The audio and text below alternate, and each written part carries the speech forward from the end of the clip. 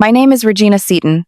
I'm 32, and 3 weeks ago, I walked into my parents' house for Thanksgiving carrying my grandmother's pecan pie like it was a peace offering, and realized someone had erased me. Not metaphorically. Literally. The dining room was glowing candles, place cards, crystal glasses, that curated, perfect family vibe my mother loved more than she loved breathing. 23 relatives were already seated, laughing, sipping wine, clinking forks like nothing in the world had ever been wrong. And maybe for them it hadn't, because when I scanned the table, my stomach dropped. There were 24 plates, 23 names, and no chair for me. At first I thought it was a mistake. Maybe my seat was tucked near the end. Maybe it was in the kitchen temporarily. Maybe I'd missed a card. So I walked around the table once, twice, like if I stared hard enough, my place would appear. My mother didn't even pretend to look surprised. She glanced up like I'd interrupted her favorite show and said, "We ran out of room." I laughed once, just a weird little breath that didn't belong to me. There are 24 settings. That last one, my sister Clarissa said, stepping into the doorway with her hand on her very pregnant belly, is for the baby. She said it like she was announcing dessert. Then she pointed to the place card, tiny handwriting, cute little doodle hearts. It said Baby Seaton Wells, a seat my seat given to an unborn child. My mother's eyes met mine, and for a split second I saw it. Not anger, not shame, not guilt. Fear. But it vanished instantly. The mask snapped back on. The family matriarch. The flawless hostess. The woman who'd spent my entire life speaking about me like I was a defect she'd been forced to manage. "Go set things up in the kitchen," she said. "You can eat after." After. Like I was staff. Like I was a stranger. Like I was an inconvenience. And here's the part that's going to sound insane unless you've lived it.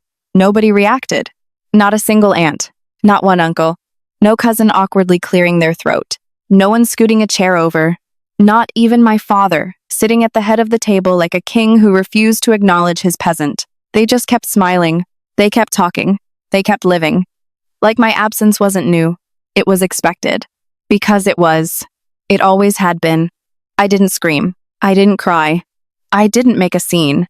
I just walked back into the foyer, reached into my coat pocket, and pulled out an envelope that had been burning against my ribs for days, thick, sealed with red wax. My grandmother Ruth's handwriting on the front. For Regina. When you're ready to know the truth? I crossed the room, placed the envelope on my father's plate, and finally said the sentence I'd been swallowing for 32 years. Happy Thanksgiving. I finally understand why you hate me. And then I waited for anyone to stop me. Nobody did. So I kept going. My father stared at the envelope like it was a live grenade. He didn't open it right away. He just froze, blinking slowly, his fingers hovering above the wax seal. The room, still packed with chatter and clinking silverware, started to notice the silence forming around him like a dark cloud. My mother Diane stood at the far end of the dining room, one hand still hovering near the centerpiece she'd been fussing over all afternoon. She didn't ask what the envelope was. She already knew.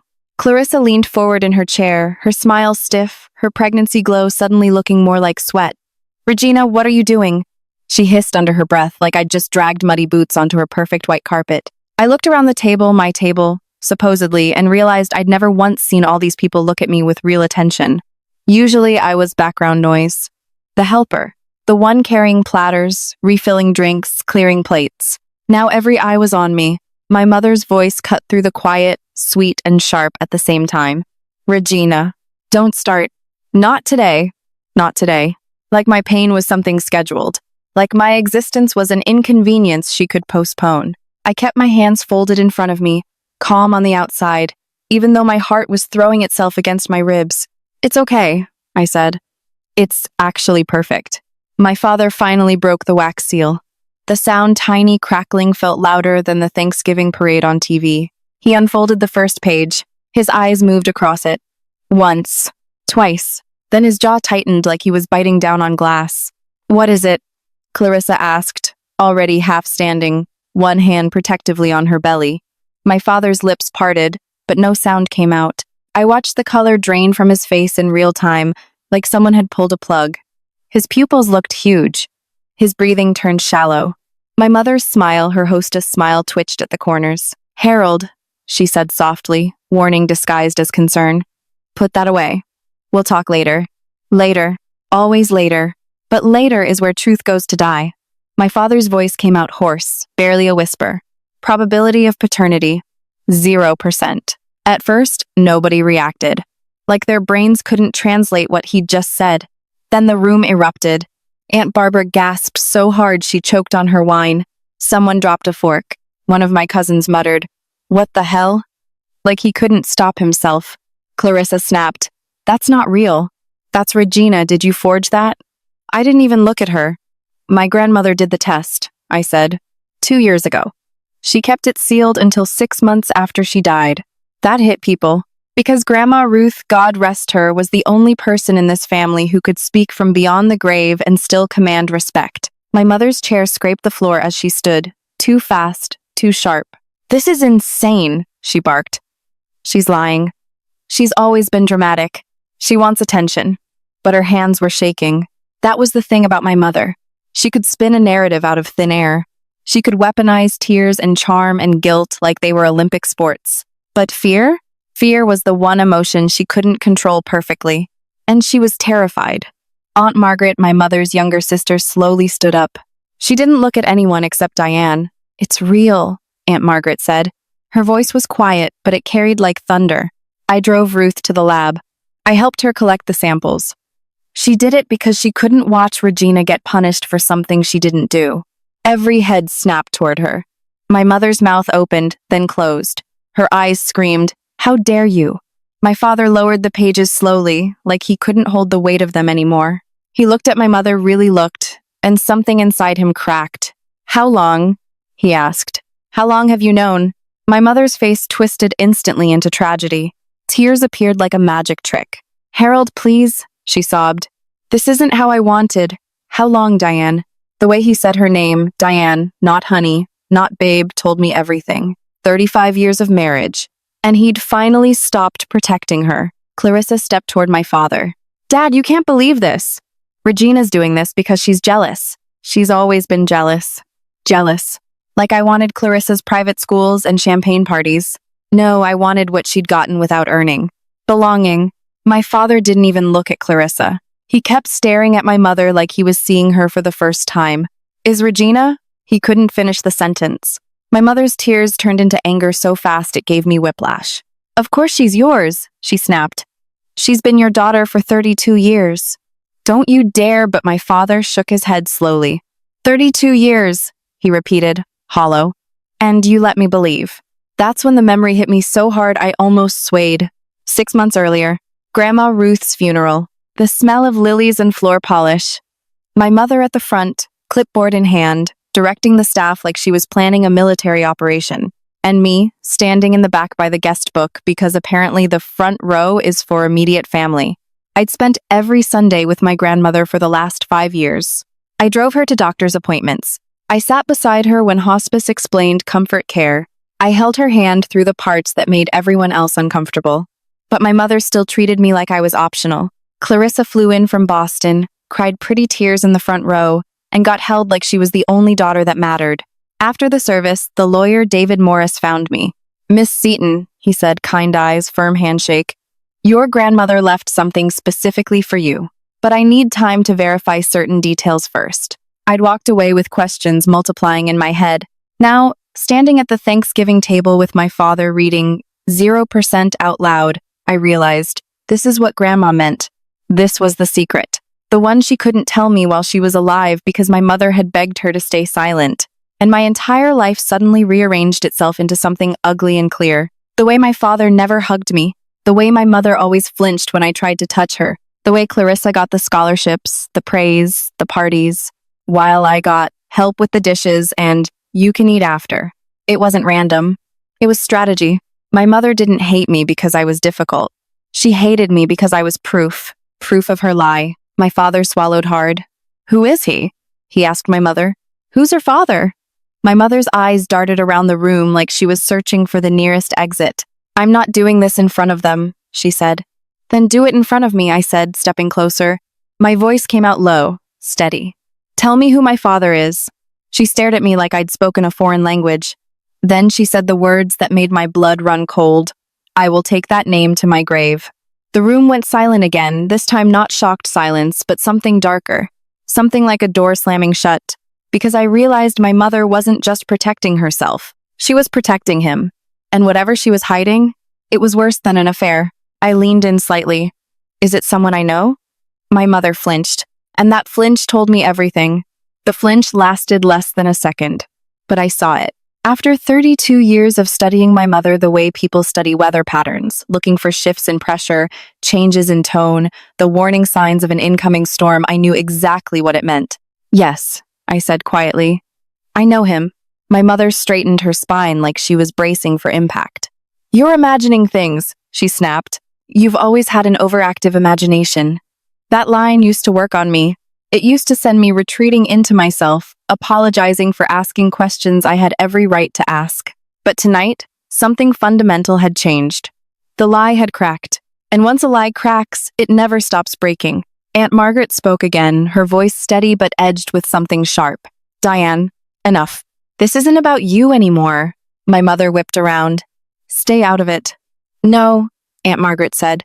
You stayed out of it while Ruth watched Regina get treated like a burden. You stayed out of it while this family whispered about her behind closed doors. You stayed out of it while Diane rewrote reality to make herself look like a martyr. You don't get to stay out of it now. The room shifted. People were sitting up straighter, forks forgotten, wine untouched. This wasn't Thanksgiving dinner anymore. This was a reckoning. Clarissa looked like she might throw up. Mom, she whispered. What are they talking about? My mother's mouth opened, closed, her hands clenched into fists. For the first time in my life, she looked cornered. My father finally pushed his chair back and stood. He didn't raise his voice. He didn't need to. Tell her, he said. Or I will. That got her attention. Her eyes snapped to him. You don't know anything. I know enough, he replied, and I've known more than I ever admitted to myself. The words hung heavy in the air. I felt something cold settle in my chest. You knew, I said slowly. You didn't know for sure, but you suspected. My father's shoulders sagged. When you were 5, he said. You needed stitches. The doctor mentioned your blood type. It didn't match ours. The room exhaled as one. You knew when I was 5, I repeated. And you still let her treat me like I didn't belong. He nodded once, shame flooding his face. I was a coward. That hurt more than if he'd yelled, because cowardice meant choice. Clarissa shook her head wildly. This doesn't make sense. Dad wouldn't, Mom wouldn't, your mother did, Aunt Margaret said gently. And your father let it happen. Clarissa's gaze snapped to me, wide and desperate. You're still my sister, right? This doesn't change that. I studied her face. The fear, the panic. Not fear for me, but fear for her perfect world cracking. We grew up in the same house, I said. But we didn't grow up in the same family. That landed. Clarissa swallowed hard. That's not fair. I almost laughed. Neither was my childhood. My mother slammed her hand on the table. Enough, she shouted. I will not be interrogated like a criminal in my own home. I took a step toward her. You interrogated me my whole life, I said calmly. With silence. With exclusion. With that look you gave me every time I walked into a room like I was a reminder you couldn't erase. Her lips trembled. You don't understand what it was like. You're right, I said. Because I was a child. And you were the adult. Silence.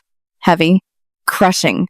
Then my mother whispered, if you find out who he is, you'll wish you hadn't. A shiver ran through the room. I locked eyes with her. Is he married? She didn't answer. Does he have children? Her jaw tightened. Was he in this house? I pressed. At holidays? At birthdays? Stop it, she hissed. You're being cruel. No, Aunt Margaret said.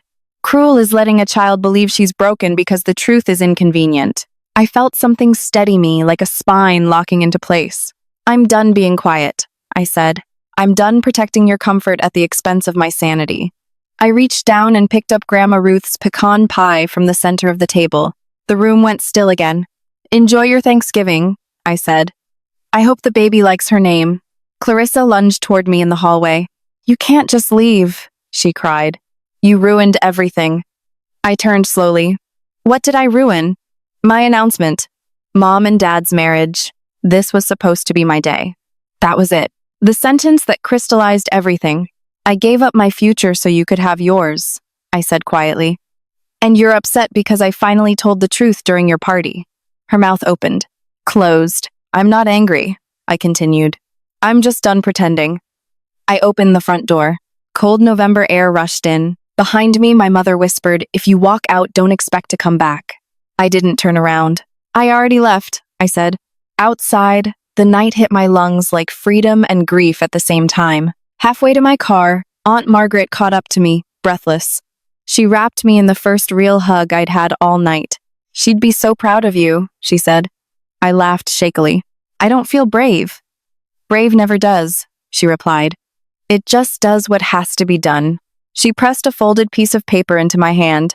What's this? Ruth started looking for your father, she said softly. She didn't finish. My heart stuttered.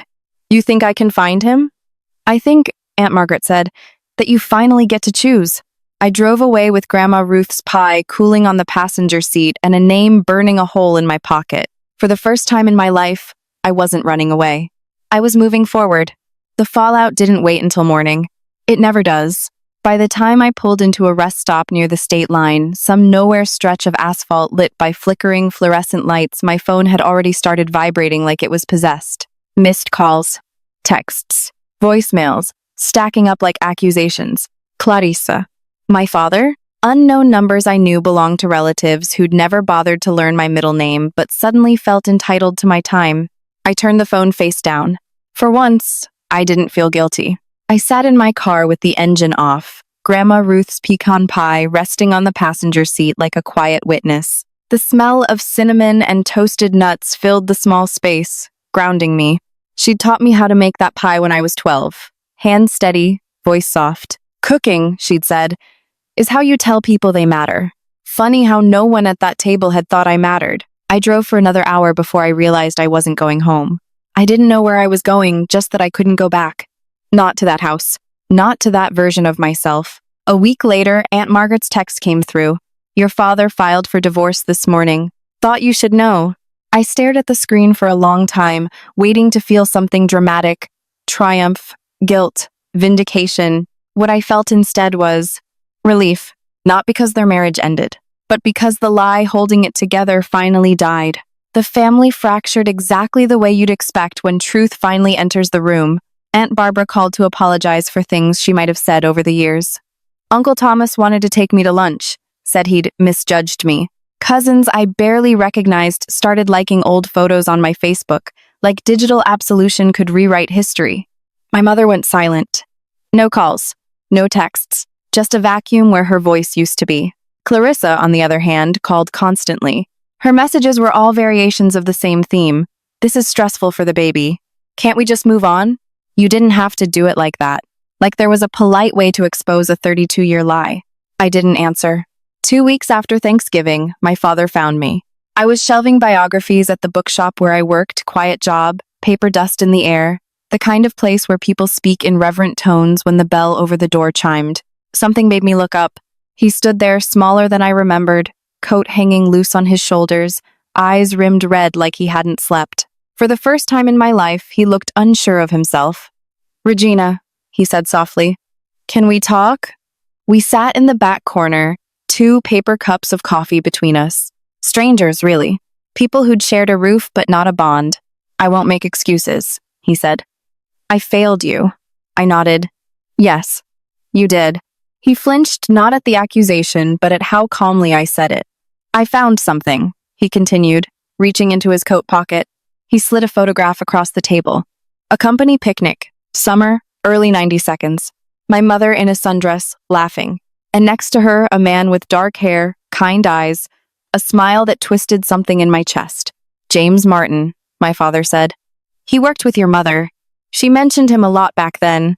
The name burned. The investigator, Aunt Margaret, had mentioned 3 possibilities. 1 dead, 1 overseas, 1 local. Does he know? I asked. I don't think so, my father replied. But he lives 15 minutes from here. I stared at the photo until my hands trembled.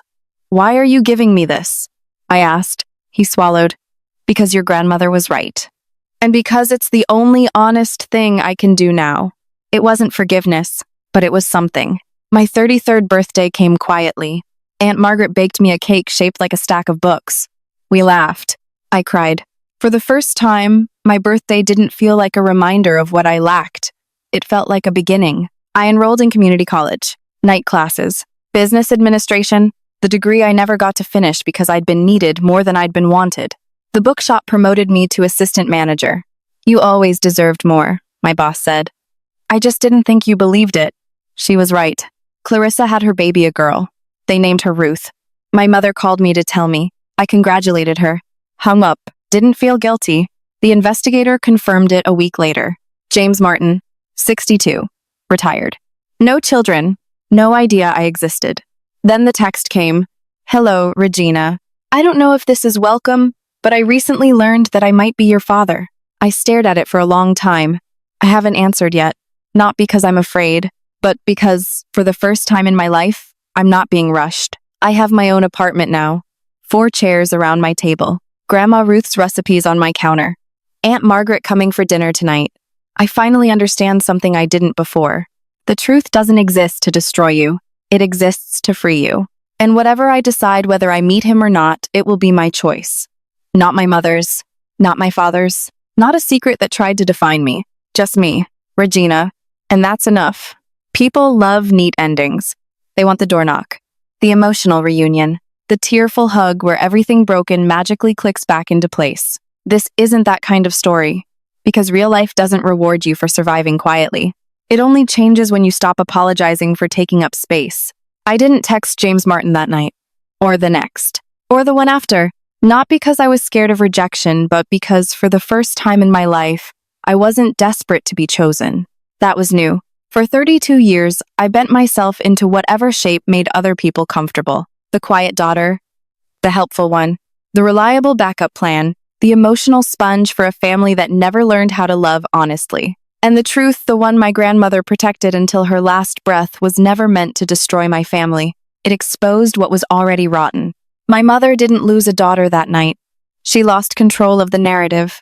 My father didn't lose a marriage because of a DNA test. He lost it because he chose comfort over courage for 3 decades. Clarissa didn't lose a sister because of one Thanksgiving dinner.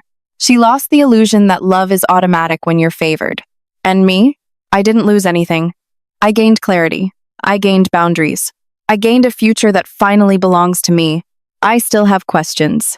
I may always have them. But here's what I've learned the hard way. You do not owe silence to people who hurt you. You do not owe loyalty to lies. And you do not owe forgiveness to someone who has never taken responsibility. Family isn't defined by blood. It's defined by behavior.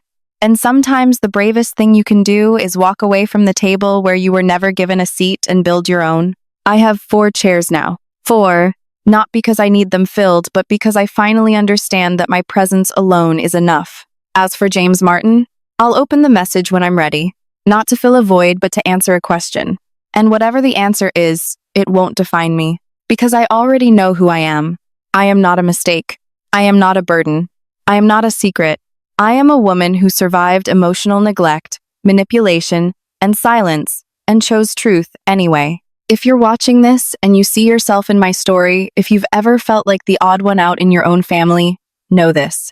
You are not broken. You are surviving something no one wanted to name. And the moment you stop begging for love from people who benefit from withholding it, that's the moment your real life begins. This channel exists for stories like this. Raw, uncomfortable, true. If this hit you, stay with us. There are more stories coming, stories about boundaries, self-worth, and choosing yourself without guilt. And I promise you this, we don't tell stories to shame. We tell them to free.